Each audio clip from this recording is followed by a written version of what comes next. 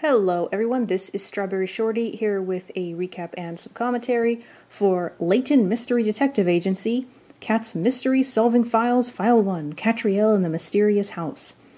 So I've been driving myself crazy trying to figure out what to cover next before remembering this existed. It's apparently set after the game Layton Mystery Journey, Catriel and the Millionaire's Conspiracy, which I actually did a rant video on. Needless to say, I wasn't the biggest fan of it.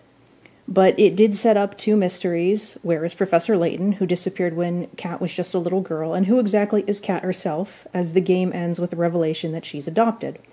And of course, who is Cheryl, the talking dog with amnesia, but I've heard the anime actually doesn't address this at all. Well, let's at least hope we'll see some characters from the original games. Oh, and sorry about the footage for this. It's a fan sub with a timestamp. I mean, I'm going to try and edit around them, but that's probably not really going to work. And there will be spoilers for the game in here. So our first episode kicks off with Big Ben chiming in a friendly reminder to all the kids watching this to only do so in a well-lit room a good distance away from the screen. Has any kid ever listened to those warnings ever? I know I never did.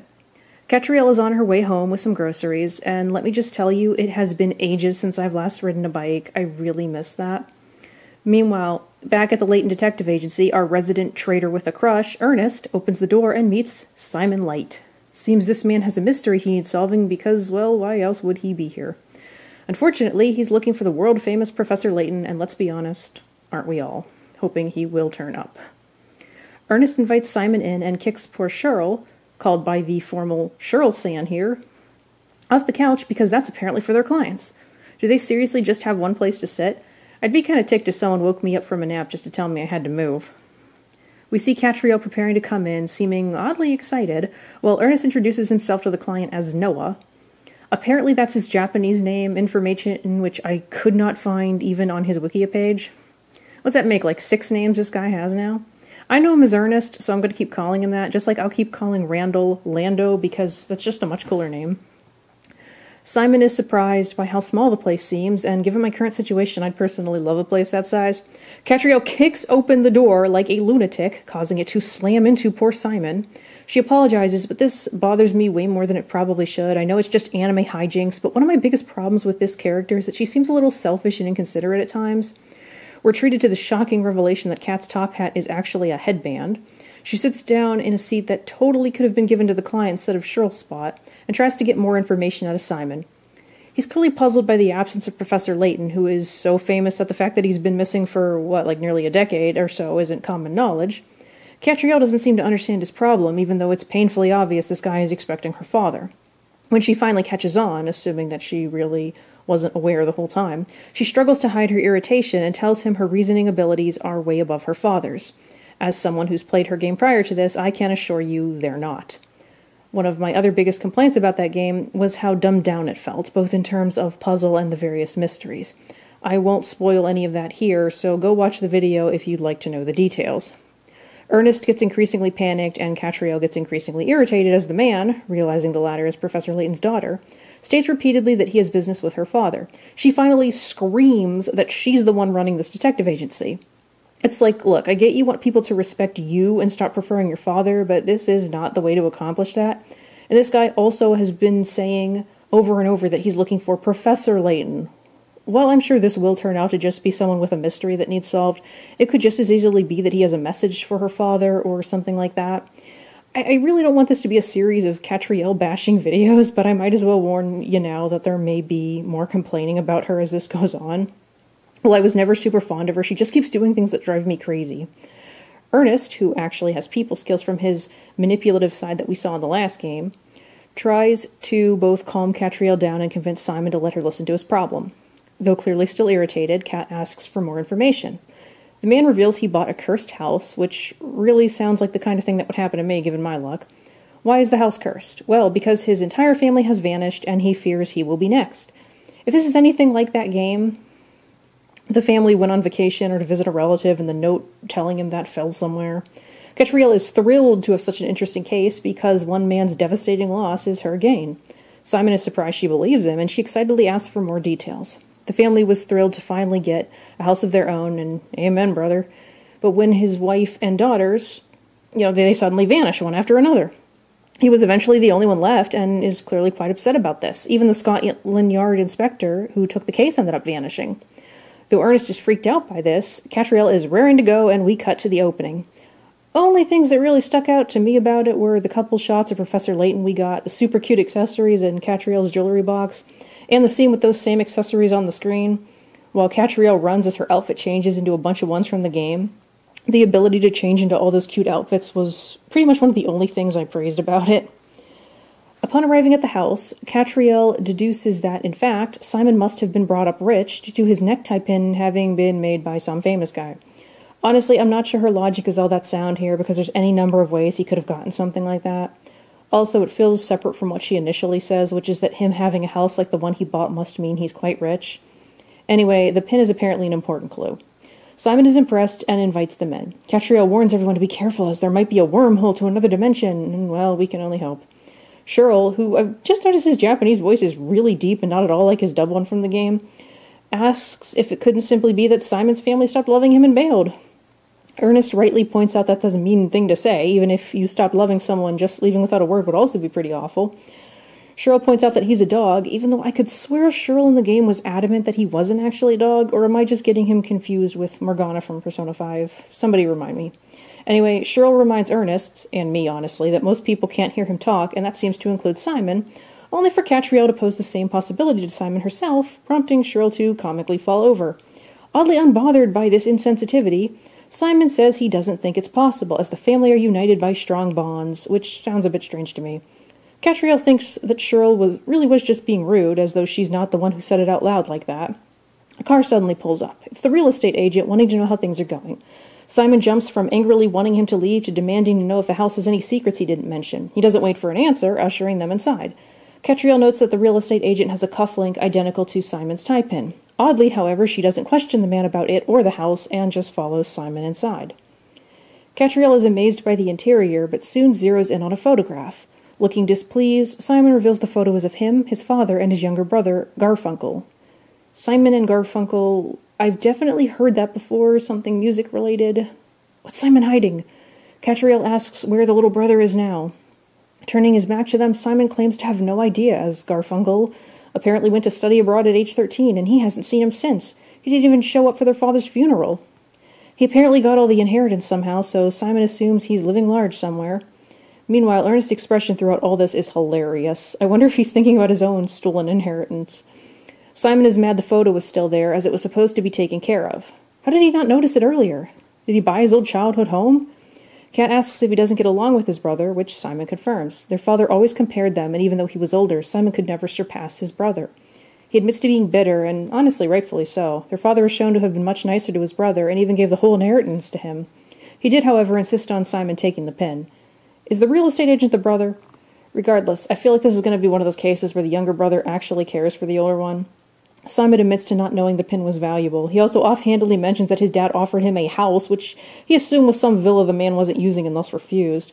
I get not wanting to accept anything from your dad when your dad was a jerk, but we're talking about a house here. Never turn down a free house. The offered house is yet another important clue. They check out the house, and Simon mentions how pretty much everything was left as is by the previous owners. But then why was that photo there?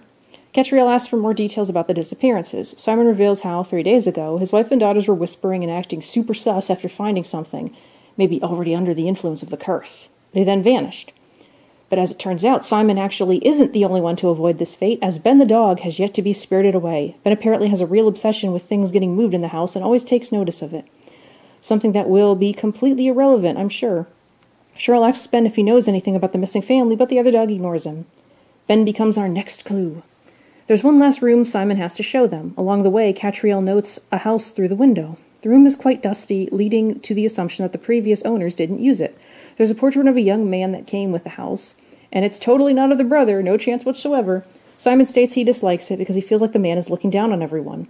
As the others talk amongst themselves, Catriel notices the rug below the portrait has a strange discolored line around it. The portrait and this line become clues. Secret passage? Did the family get themselves trapped? Are they in the younger brother's secret shrine devoted to his beloved older brother? Was the younger brother never abroad at all, but actually held prisoner, revealing that Simon was actually the lucky one? It seems like Catriel might have figured the mystery out, so if you've got any last-minute theories, put them in the comments now. My last one that I'll throw out is that the family never disappeared and Simon is actually in the wrong house. The house Catriel saw through the window is his house, and this one is his brother's. Okay, let's see if any of my theories were even remotely right. Catriel dramatically claims Simon's family vanished because girls like handsome men and became infatuated with the man in the portrait. Even I'm not sure if she's just messing around and everyone else is shocked in very different art styles. Love fruit churl, though. Catriel asks Ernest to stand in front of the portrait. He does and notices something I also did. The portrait is crooked. Fixing it causes the trapdoor to open, and as Kat in no way tries to save him, even though she surely knew something like this would happen, Ernest vanishes. Startled cries of a girl cause Simon to realize his family is also down there, before the trapdoor shuts again. Who would make a trapdoor this obvious, and with no other apparent way to get out? But there's something else Simon would rather know. Ernest falling through the trapdoor caused the carpet to get all messed up, but why wasn't it like that already if there were other victims? Cue Ben coming in to fix the carpet with an oblivious expression. This dog is more effective than a maid, but possibly very nearly got his owners killed. At Catriel's suggestion, they all go down as well, without even a call to the police, just in case they get stuck too. Does she even realize how risky that is? Simon is happily reunited with his family, who, just as a reminder, has not eaten in 3 days probably. We also see that Inspector Hastings is down here as well. Simon can't believe his wife actually got so infatuated with the portrait man that she'd fall through a trapdoor. She seems confused, and even I think this really makes little sense. At least ask your wife before you assume what Catriel accused her of is true. Catriel claims there is an unbelievable story behind this case, and we get a cute picture of a nice strawberry dessert. Always a plus. It's a story of love and misunderstandings and a lot of gestures that would better suit a certain great Ace Attorney character. Catriel reiterates how the trapdoor works, and Simon immediately blames the real estate agent. Kat asks if it's really his fault, but I'm inclined to say yes. First, shouldn't a real estate agent make sure the house is clean? Shouldn't they know about this trapdoor because you'd want that portrait straightened before showing off the house? Catriel asks Samantha, Simon's wife, if she found anything in the room. The only thing of note is a huge door she couldn't get open. They must have been so bored. Checking out the door, Simon notes a slot with the same symbol as his pin. Naturally, the pin opens the door, revealing a huge pile of gold bars. You know, I know of another underground room filled with gold bars that led to a very different outcome, but never mind, different game. Anyway, Catriel believes this is the inheritance Simon's father left to him. That also had a gold bird, too. Never mind. Simon is confused since he believes that the whole thing was left to his brother. Are wills not a thing anymore? Kat believes Simon's father hoped that the feuding brothers would eventually make up, and this is why he hid the inheritance in such a way. Once they opened their hearts to one another, the inheritance would be revealed. Simon doesn't understand, and frankly, neither do I. Are we leading to a conclusion where neither brother got the inheritance, and Simon just assumed his brother must have since he was never contacted? After bullying Ernest a bit, Catriel reveals that the person in the portrait was indeed the younger brother, just as I expected. She theorizes Simon knew the truth deep down, but couldn't bring himself to get rid of the portrait. Samantha reveals they got a postcard from Garfunkel, and realized the portrait was of him, which is why they kept looking at it so much. Is that a normal reaction? Catriel believes that the father felt that when Simon was willing to express his feelings to his brother, he'd stand in front of the portrait and find the secret room. This logic is beyond absurd and doesn't take a bunch of things into account, but I'm going to address all that later. Simon doesn't understand how that could be the intention of this house that he bought randomly, but Catriel asks if someone didn't tempt him to buy it. It comes out that the real estate agent is indeed the little brother. We get a flashback to the dad on his deathbed. He reveals to Simon that he's leaving him a house, asking him to take good care of it. Assuming that all the money will thus be left to his little brother, Simon can't believe his father cares so little about him. Claiming he doesn't need it, Simon resolves to get a house on his own and storms off, which apparently led to the misunderstanding about the money. The real estate agent appears and confirms that this is the house his father left for him, and the gold room has a passage that connects to his own basement. He apologizes, stating that they didn't expect anyone else but Simon to fall. The wife is oddly not mad about the fact that she and her daughters were in prison with no food, water, or a bathroom for 3 days and nearly died. They're led to the brother's house, which is essentially identical to theirs. Little bro insists their dad was always impartial, and the idea that he wasn't was all in Simon's head. Obviously, we can't know one way or the other, but that kind of twist feels odd. Might have worked better if we saw evidence of them getting the same stuff. I find it hard to believe that Simon grew up feeling unloved and unfavored because of his own delusions. Apparently the dad was actually always encouraging little bro to be more like Simon, who was strong-willed and didn't rely on others. Leading him out onto the balcony, he points out the house Simon got and how he earned it himself through his own hard work. We get a flashback to the brothers as kids, racing to meet their father. Little bro gets there first, but their father tells them a brother is someone who will run beside you and puts their hands together. Simon apologizes and the two shake hands. Ernest gets all teary-eyed while Inspector Hastings pridefully insists he won't praise Catriel because it's just to be expected of Professor Layton's daughter. Rather than get mad, which would make sense given her reactions earlier, she just laughs and says the truth is always stranger than fiction.